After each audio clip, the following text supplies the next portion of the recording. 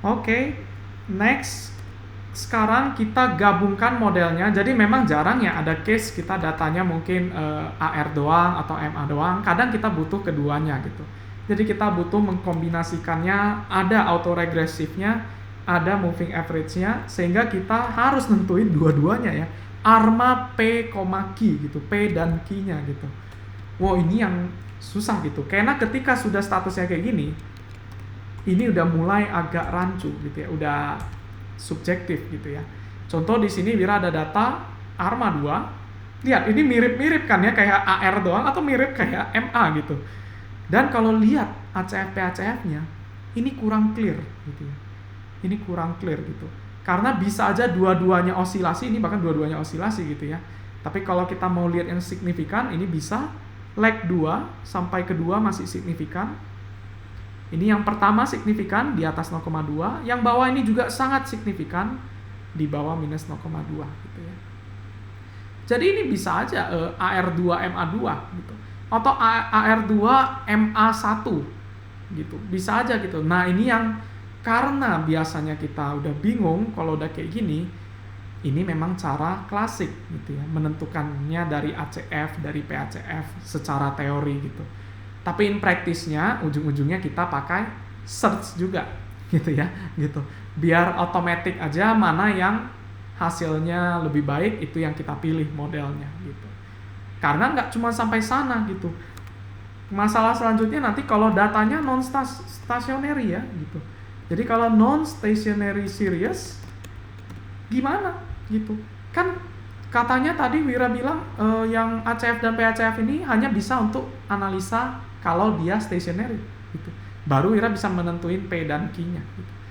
Nah, itulah kenapa muncul yang namanya ARIMA gitu ya. Jadi sekarang ada 3 nih, P, D, Q. Jadi kita suka nyebutnya ARIMA PDQ gitu ya. P-nya ini sama, itu adalah untuk AR, Q-nya itu untuk MA, D-nya ini differencing gitu. Ingat, tadi kalau data yang tidak stasioner, kita kan bisa ambil difference-nya aja gitu. Perubahan harganya gitu. Atau kalau seasonal berarti kita bisa difference sampai 12 data sebelumnya gitu.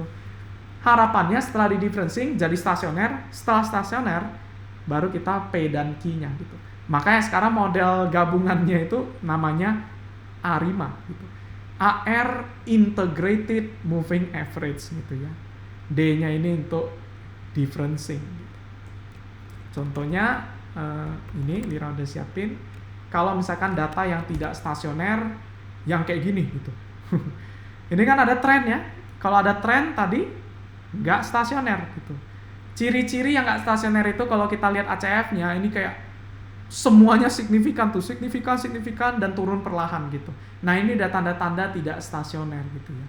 Atau ya kita bisa pakai uji-uji yang sudah kita pelajari tadi, apakah ini stasioner atau enggak. Ini sih clear ada tren tidak stasioner gitu. Oke. Dari PHCF-nya sih menarik, ada clue gitu ya gitu. Cuman ingat jangan gitu. Jadikan dulu stasioner pakai differencing gitu. Contohnya Wira akan pakai differencing di sini. Sehingga kalau udah differencing ini kan nanti jadi kayak noise ya, jadi kayak stasioner. Ini hasilnya setelah di differencing 1 gitu. Baru langsung ketahuan ini mana yang signifikan. Ini signifikan. Ini signifikan. Berarti tebakan Wira ini nanti modelnya adalah AR1 differencing 1 MA1 gitu ya. 1 1 1.